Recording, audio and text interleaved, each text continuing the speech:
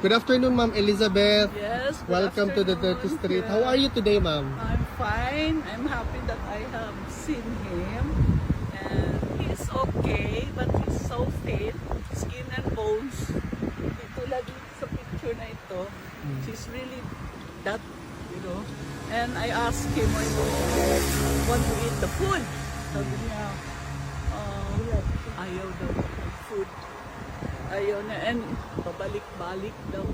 Hindi ba siya nilulutuan ng mga Filipino food? No. No. So whatever lang. Yeah, then at least he said that he is no longer taking any meds. At least okay yan, no? He's healthy. Parang tingin ko ha, he's healthy but as an old man, You never know. yeah, tulad mahina na maglakad, you know. Yan na. But how is he with the weather, Ma'am, lately? Kasi sobrang init ng weather lately. I told him, sabi ko, malamig. Sabi niya, may init naman. Sabi ko, malamig pa rin para sa akin. Sabi niya, sabi niya, kasi matanda ka na. Yun ang sabi. Pero mag-exercise naman si President. Hindi ko rin. Gusto lang niya mag-sleep.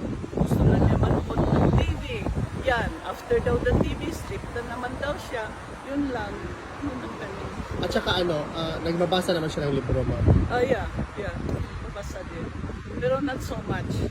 Gusto niya yung TV. Tapos he was asking about how is Davao, ganon. Okay ba daw si Basti sa kanyang kwan because he is the mas acting mayor. Diba? So, sabi ko, okay naman. There's no problem. Sabi ko, when your grandson is also the vice mayor, sabi ko, then the other one is the congressman, the second district. And he also asked me, did the Hugpong daw won? Sabi ko, yes. Most of them are from Hugpong. Sabi ko, ganun. Yeah, that's it. Ma'am, meron bang message si PRRD para sa mga kababayan natin? Yes.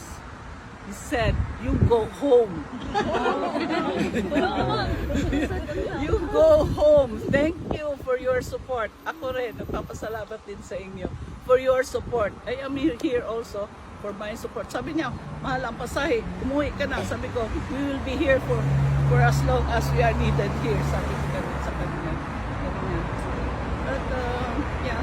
Sabi niya, you go home and thank you for your support. Yun ang sabi niya. Tapos, yun lang. Sabi niya, I am okay. Sabi niya, you tell them I am okay.